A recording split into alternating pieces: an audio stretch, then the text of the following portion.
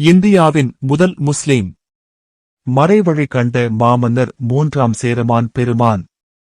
இந்திய தீபகற்பகத்தின் தென் பகுதியில் கிபி 600 சேர சோழ பாண்டிய மன்னர்கள் ஆட்சி செய்தார்கள். சேர நாடு மேற்கு கடற்கரை இன்றைய கேரளம் வடக்கே மங்களூர் முதல் தெற்கே நாகர்கோவில் வரை எல்லை. இதனை 3வது சேரமான் பெருமான் என்ற மன்னர் ஆட்சி புரிந்தார். இவர் சைவ சமய சித்தாந்தத்தை பின்பற்றி வந்தார். கேரள கடற்கரையிலிருந்து கடலில் சுமார் 2700 கிமீக்கு அப்பால் அரபு நாடு இருக்கிறது.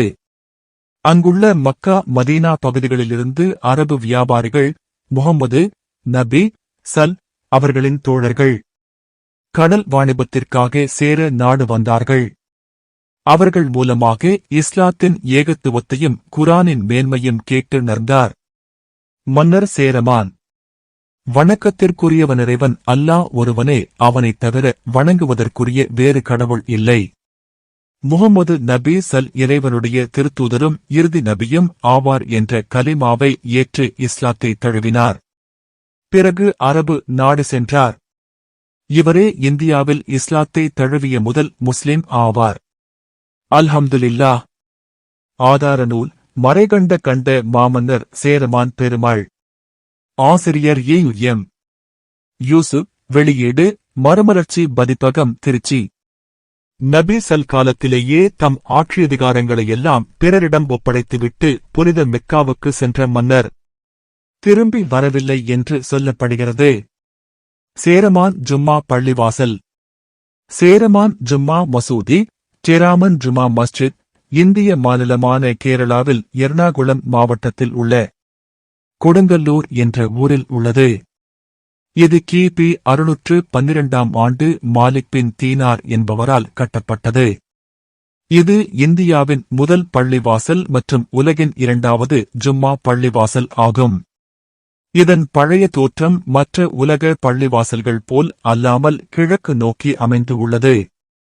சேரமான் பெருமாள் பாஸ்கர ரவி வர்மா என்ற சேர மன்னர் கிபி 6ஆம் நூற்றாண்டில் சேர நாட்டை ஆண்டு வந்தார். அவர் ஒரு நாள் இரவு வானில் நிலவு 2ஆக பிளந்து மறுபடியும் ஒன்று சேர்வதைக் கண்டார். இதைப் பற்றி விசாரிக்கும் பொழுது அங்கு வியாபார நோக்கமாக வந்த அராபியர் கூட்டம் மூலம் முகம்மது நபியைப் பற்றியும் இஸ்லாம் மதத்தைப் பற்றியும் கேள்விப்பட்டனர். மேலும் அவர்கள் கூறிய செய்திகளினால் ஈர்க்கப்பட்ட சேரமான் பெருமாள் அந்த அரபியார் கூட்டத்துடனேயே மெக்காவிற்கு சென்று முகம்மது நபியைச் சந்தித்தார். அதன் பிறகு இஸ்லாம் மதத்தை ஏற்ற சேரமான் பெருமாள் தாஜுதீன் எனவும் பெயர் மாற்றம் பெற்றார். சான்று தேவை. பின் இந்தியாவில் இஸ்லாம் மதத்தை பரப்பும் பொருட்டு மாலிக் பின் தீனார் என்பவரின் தலைமையில் பல போதகர்களை அழைத்துக் கொண்டு நாடு திரும்பினார். ஆனால் திரும்பும் வழியிலேயே ஏமன் நாட்டில் உள்ள ஜாபர் துறைமுகத்தில் போர்ட் ஆஃப் ஜபர், ஏமன் நோய் வாயப்பட்டு இறந்தார். சான்று தேவை. அவருடைய உடல் அங்கேயே அடக்கம் செய்யப்பட்டது. ஆனாலும் அதன் பிறகும் தங்கள் பயணத்தை தொடர்ந்த மாலிக் பின் தீனாரின் குழு சேர நாட்டை அடைந்தது. அங்கு மன்னர் குடும்பத்தை சந்தித்து சேரமான் பெருமாள் இறப்பதற்கு முன்பு எழுதியிருந்த கடிதத்தை கொடுத்தனர். அதில் சேரமான் பெருமாள் தங்கள் குடும்பத்தாருக்கு இஸ்லாம் மதத்தை பரப்புவதற்கு மாலிக் பின் தீனாருக்கு உதவுமாறும் அதற்காக பல மசூதிகளைக் கட்டுமாறும் பணித்திருந்தனர். அதை ஏற்று மன்னர் குடும்பமும் இஸ்லாம் மதத்தை பரப்புவதற்கும் மசூதிகளைக் கட்டுவதற்கும் மாலிக் பின் தீனாருக்கு உதவியது. அதன் பேரில் மாலிக் பின் தீனார் கிபி 61-2 கொடுங்கலூரில் முதல் மசூதியைக் கட்டினார். சான்று தேவை. இந்த மசூதி முகம்மது நபியின் காலத்திலேயே கட்டப்பட்டது. சான்று தேவை. இது இன்றும் எல்லா மதத்தினரும் வந்து வழிபாடு செய்யும் ஒரு திருத்தலமாக உள்ளது.